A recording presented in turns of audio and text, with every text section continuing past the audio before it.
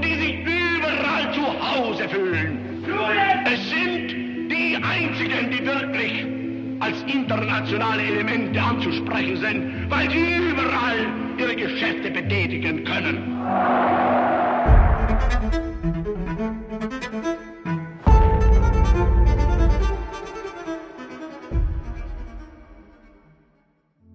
Dès l'instauration du Troisième Reich jusqu'à la fin de la Seconde Guerre mondiale en 1945, les nazis vont mettre en place un processus d'extermination contre les juifs, les homosexuels, les tziganes, les handicapés et tous leurs opposants politiques.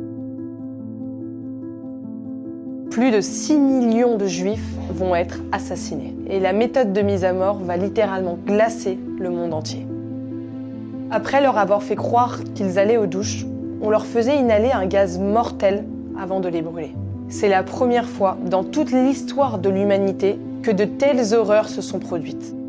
Toutes ces personnes sont mortes, non pas parce qu'elles étaient militaires ou qu'elles défendaient un territoire ou autre, elles sont mortes tout simplement pour ce qu'elles étaient. À la fin de la guerre et lors de la libération, certains des prisonniers étaient encore vivants. C'est le cas de Ginette Kolenka, qui justement a passé plusieurs mois dans l'un de ces camps, Auschwitz-Birkenau. Je suis Ginette Kolenka, née Tcherkassky. Je suis juive, je suis née à Paris dans le 4e arrondissement. Et j'ai toujours habité Paris, sauf la période de guerre où on a été obligé de partir. J'ai vécu la guerre, je peux dire, comme quelqu'un d'insouciante. Je reconnais maintenant, j'avais quand même 14 ans, j'étais pas un bébé, mais vraiment, j'ai pas vu le danger, j'étais complètement, non, j'étais comme une jeune, sans problème, sans souci. Et puis, on a fallu qu'on parte parce qu'on était dénoncés non pas comme juifs, puisqu'il a fallu aller se faire recenser quand Hitler est arrivé. Et on a été se faire recenser dans les bureaux du commissariat.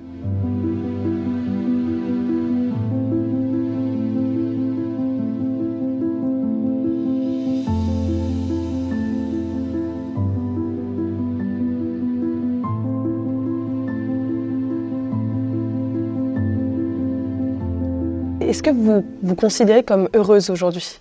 Moi, j'estime que j'ai une vie super heureuse. Et je souhaite à tout le monde d'avoir la vie que j'ai maintenant. J'ai plus aucun problème. J'ai la chance d'être entourée d'une famille qui... je vois, il y a des familles, ah non, si tu l'invites, moi je viens pas parce que je suis fâchée avec. Non, chez nous, les cousins, les cousines, mes sœurs malheureusement ne sont plus là, mais jamais je me serais fâchée avec une de mes sœurs, et mes sœurs se seraient jamais fâchées avec moi. On était heureuses de se retrouver tout ensemble. Et non, alors maintenant j'ai une vie très heureuse. Ça paraît bizarre parce qu'il y a tellement de problèmes, mais non, moi les problèmes, je pense que quand on a passé par Birkenau, on va pas se plaindre du froid. 1 300 000 personnes ont été déportées à Auschwitz. À la fin de la guerre, plus d'1 million d'entre elles y avaient péri. On n'a plus de raison de se plaindre. Alors naturellement, il y a la question de santé. Moi j'ai la chance de tout ce que j'ai. Et j'ai eu plusieurs cancers, mais tout s'arrange. Tout est pris à temps. Voilà. Donc, oui, je suis heureuse, malgré tout ce qui se passe maintenant. Je suis, et je crie très fort, oui, j'ai une vie heureuse. Et est-ce qu'on vous a l'impression qu'on vous a volé une petite partie de votre adolescence?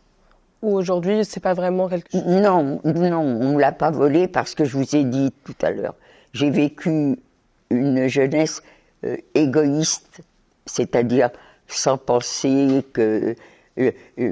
j'avais 14-15 ans pendant la guerre. S'il n'y avait pas encore les histoires de juifs, il y avait quand même des gens, des jeunes qui étaient à la guerre. Moi-même, j'avais des beaux-frères qui y étaient. Mais égoïstement, c'est pas à eux que je pensais. Et moi, je faisais partie d'une équipe de jeunes. On faisait partie des auberges de jeunesse. Il n'y avait pas les facilités qu'il y a maintenant. On partait à pied, à travers. On ne voit plus ça. Nous, on braillait dans le métro quand on rentrait le dimanche d'avoir marché dans la campagne. On ne voit plus. Ça n'existe plus, ça. Vous voyez des jeunes, vous n'avez même... J'ai jamais vu des groupes de jeunes qui chantaient dans le métro ou dans la rue. On faisait exprès de descendre 1 ou 2 stations avant où on voulait aller et on partait à pied.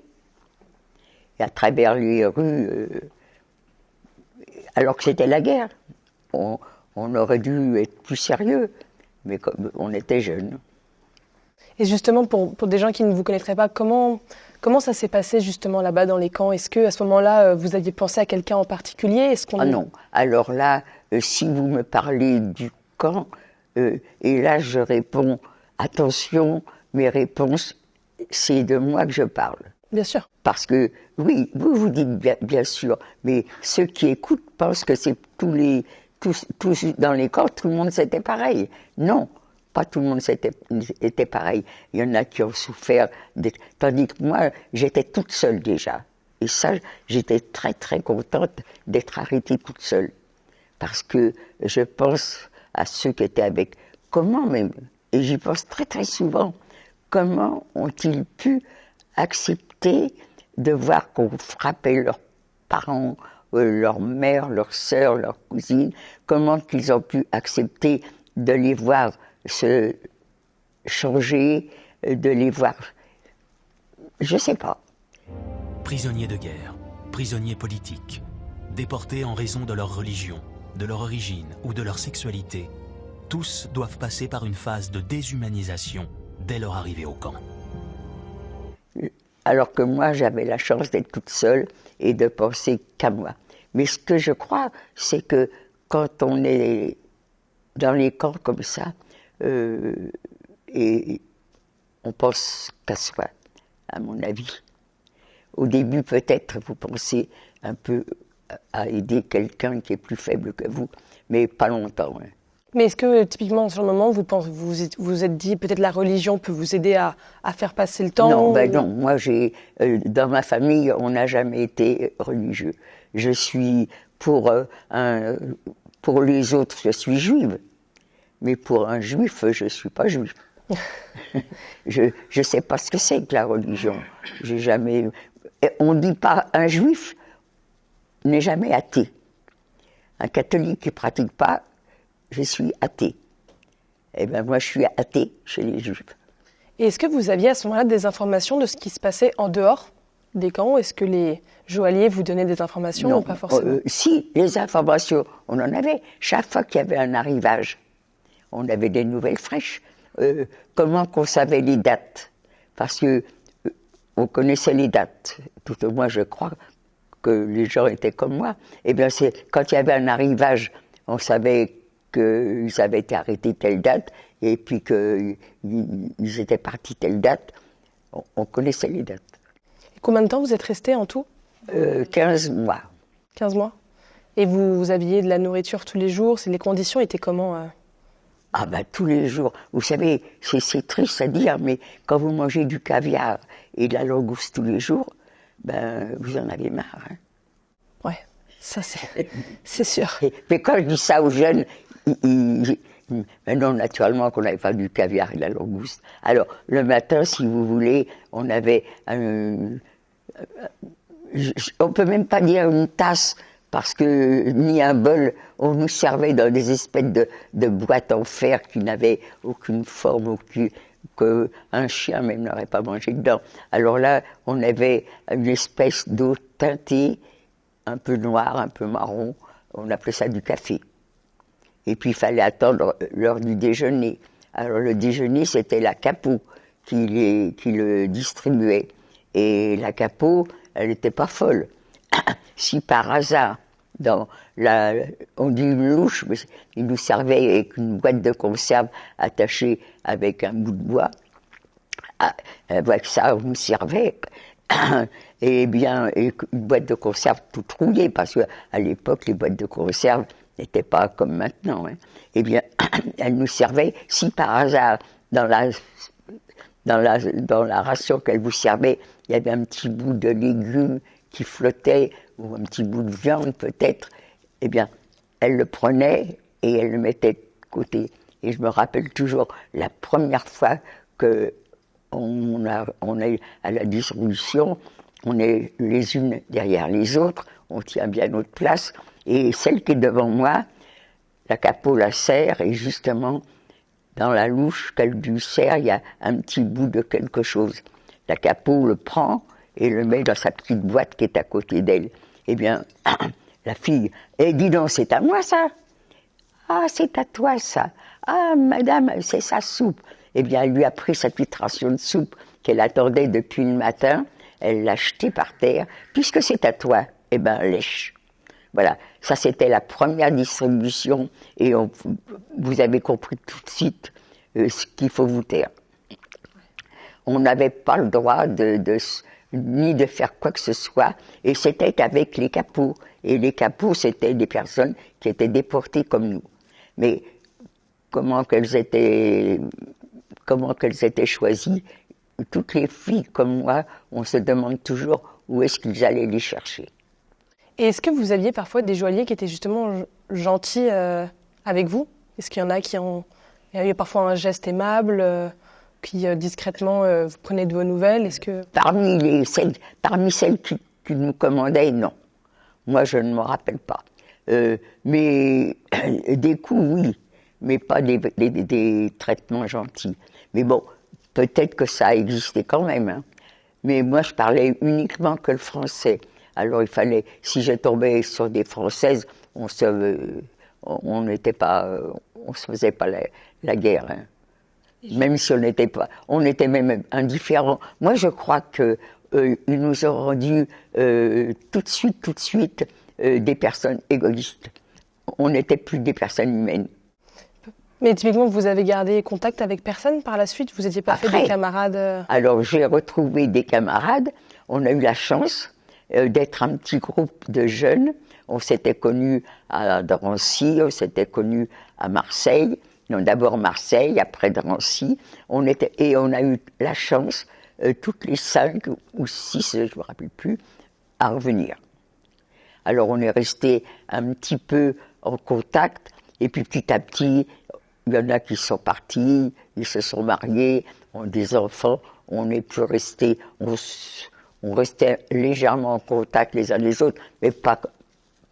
Moi, des copines des copines de camp, à part Marceline Leridan, avec qui j'ai été tout le temps, c'est la seule que, je peux dire, on ne s'est jamais quitté. Mais j'étais pas copine quand même avec elle, parce que moi j'avais 19 ans, elle en avait 15 à peine. Alors naturellement, elle avait des copines de son âge. Bien sûr. Et quand vous... Mais je ne me suis pas faite copine, comme on pourrait croire. Non, ça ne soudait pas plus que ça? Non. C'était et plus... même, il n'y a pas tellement longtemps que j'ai réalisé qu'à Birkenau, je ne sais pas si vous vous rappelez, on dormait dans des espèces de cases qu'on appelait des koyas. 1,50 m sur 1,50 m, on était 6 là-dedans. Chaque bâtisse abrite jusqu'à 1200 prisonniers, qui s'entassent pendant des mois sur le sol, puis dans des lits qu'ils auront construits. Mais il y en avait 6 au-dessus, et il y en avait 6 en dessous, et bien je suis incapable de dire quelles étaient les personnes qui étaient là, alors que je suis restée un minimum de 6 mois, tous les soirs, à être avec les mêmes. Je ne sais pas qui c'était. Ça, c'est parce qu'avec le temps, c'est normal que ça s'évite, mais... Je ne sais pas. Je ne sais pas. Et malheureusement, si je m'étais rendu compte de ça quand j'étais encore avec mes camarades que j'ai connus à Drancy, à Marseille, je leur aurais posé la question. Mais là, maintenant, on y a encore des survivants. Et si je leur pose la question, elles sont pas... C'est pas quand... Vous savez, à 1 mois près, c'était différent. Même un arrivage, et 8 jours après, il y en a un autre arrivage, on n'a pas subi les mêmes choses. Bien sûr. Et le 30 avril 1945, 1945, quand vous avez appris le suicide d'Adolf Hitler, est-ce que... Non, ça, j'ai pas réalisé du tout. Vous n'aviez pas forcément... Mais est-ce que vous vous êtes dit, j'aurais peut-être aimé qu'il soit peut-être jugé autrement ou... Comme ça, les capots, les trucs, c'est à petit feu qu'il aurait fallu les faire mourir. Mais c'est trop facile, la mort. Oui, donc justement, sur le coup, vous auriez dit, j'aurais préféré qu'il soit jugé... Il aurait fallu que le mette dans les mains des déportés et on lui aurait fait travailler comme il nous a fait travailler. Là, oui. Die Häftlinge wurden zwar streng behandelt, aber an eine methodische... Jusqu'au bout, ils défendent le régime nazi. Mais à Nuremberg, un seul va renier ses convictions et prétendre ne rien savoir de l'Holocauste. C'est pourtant un des plus proches d'Hitler, Albert Speer, l'architecte.